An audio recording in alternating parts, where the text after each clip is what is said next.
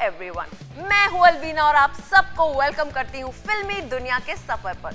वो कहते हैं ना कि जिंदगी में जो करना है कर गुजरो, बाद में देखी जाएगी कि होना क्या है। तो कुछ यही फलसफा आज लेकर हम चलेंगे और नजर डालेंगे फिल्मी दुनिया के सितारों और उनसे जुड़ी खबरों पर। तो फिर देर किस बात की जनाब, शुरू करते हैं आपके पसंदीदा सेगमेंट से, जो है फिल्मी चार्ट।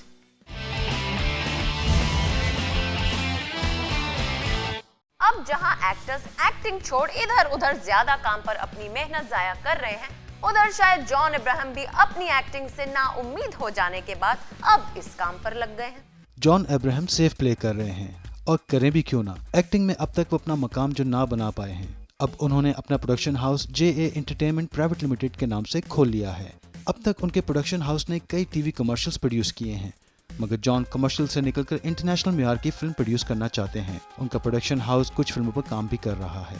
उनकी पहली कमर्शियल फिल्म शूटी सरकार की विकी डोनर होगी, जो उनके मुताबिक एक कमर्शियल फिल्म होगी। जॉन चाहते हैं कि उनकी फिल्में तफरीह से भरपूर हों और वो रोने धोने वाली फिल्मों से हटकर फिल्में बनाना चाहते हैं। शायद यही वजह है कि इस फिल्म में अपनी अदाकारी के जौहर नहीं दिखाएंगे।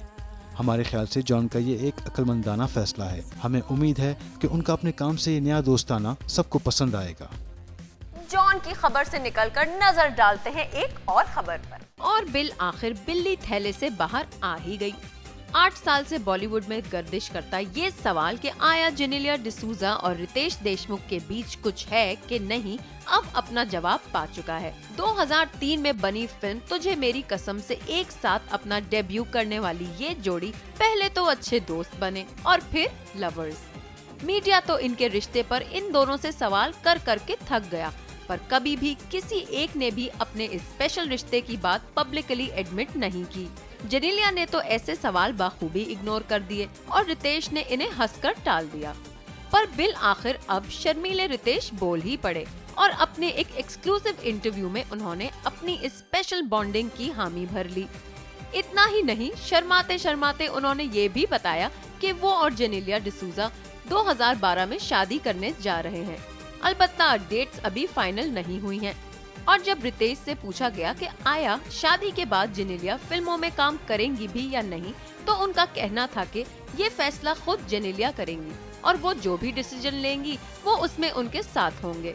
अपने पेरेंट्स की ब्लेसिंग के साथ ये दोनों अब हमसफर बनने के लिए तैयार हैं। तो मुबारकबाद देने से भला हम कैसे पीछे हट सकते हैं। और अब एक नजर अनफिट्स पर। सलमान खान की सर्जरी और ऋतिक रोशन की स्लिप डिस्क के बाद लगता है बॉलीवुड में अनफिट होने की हवा चल पड़ी है। लंबे लंबे शूटिंग स्केड्यूल्स को निभाते निभाते अब बारी आई है साउथ के एक्टर आर माधवन की। अब ये तो हम सभी जानते हैं कि राजू हिरानी की फिल्म 3 इडियट्स की अक्सबंदी के दौरान माधवन ने अपनी नी इंजर कर ली थी और अब अपनी तमिल फिल्म की शूटिंग के दौरान माधवन को एक एक्सीडेंट का सामना करना पड़ गया, जिसका नतीजा उसी घुटने में फिर से चोट लगने का निकला। चेन्नई में शूटिंग के दौरान माधवन जल्दी जल्दी रिकॉर्डिंग करवा रहे थे, क्योंकि अगले दिन उन्हें मुंबई एक और शूट के लिए पहुंचना था। और इस भाग दौड़ में बारिश होने की वजह से माधवन स्लिप हो गए और कर ली अपनी वही नी इंजर। और अब इसकी ट्रीटमेंट के लिए माधवन को ऑस्ट्रेलिया जाना पड़ेगा, जहां हो सकता है उनके घुटने की सर्जरी भी हो। इस सब की वजह से उनकी बिपाशा के साथ आने वाली फिल्म का स्केड्यूल भी डिस्टर्ब हो गया। फिलहाल तो माधवन फिजियोथेरेपी कराने में लगे हुए हैं और अगर बात इस सब से नहीं बनी तो डॉक्टर्स का कहना है कि उन्हें ऑपरेट भी करना पड़ेगा। कैसी लगी आज की चार्ट? हमारा मतलब है फिल्मी चार्ट। अब उसी फलसफे को आगे बढ़ाते हैं जिसका जिक्र किया था प्रोग्राम के स्टार्ट में, और चलकर देखते हैं सिल्वर स्क्रीन पर क्या चल रहा है। वल्लाह सेगमेंट है फिल्मी फिल्म।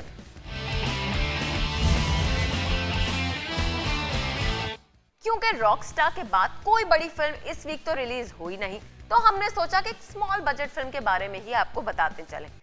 इस वीक की रिलीज का नाम है शक्ल पे मत जा, जिसे प्रोड्यूस किया है दीपक और सरिता जलान ने, और को प्रोड्यूसर हैं अदाकारा ऋषिता भट्ट। फिल्म को डायरेक्ट किया है शुभ मुखर्जी ने, जो फिल्म में एक अहम रोल भी प्ले कर रहे हैं। शक्ल पे मत जा एक ऑफ बीट कॉमेडी फिल्म है जिसमें कोई बड़ी स्टार कास्ट शामिल नहीं है।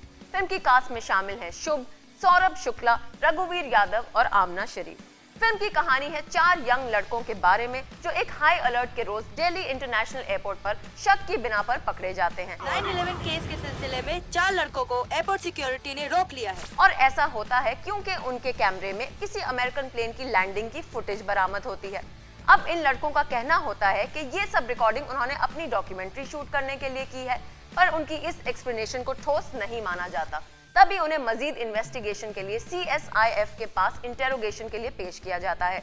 अब ये लड़के, जिनकी लुक्स बिल्कुल टेररिस्ट जैसी नहीं होती, जब भी अपनी सफाई में अपना मुंह खोलते हैं एक और नया मसला खड़ा कर देते हैं।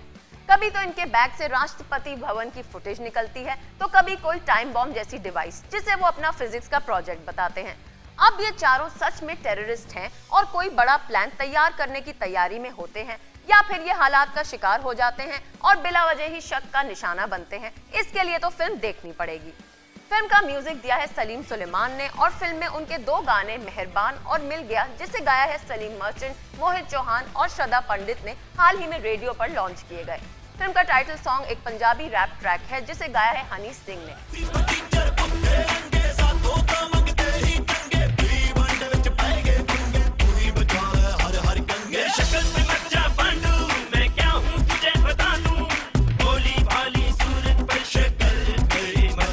और एल्बम में एक ट्रैक अपकमिंग सेंसेशन सूरज जगन ने भी गाया है। फिल्म का बैकग्राउंड स्कोर दिया है अमर ने और ओवरऑल फिल्म का म्यूजिक यंग और हिप साउंड करता है। कहां से पकड़ कर लाए इन चारों को यार? प्रेसिडेंट की तो नींद उड़ जाने वाली है। का तेरी RDX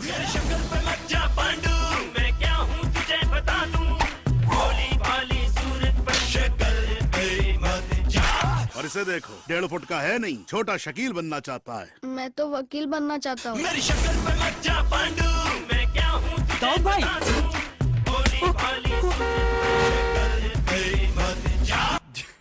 Just look at their faces.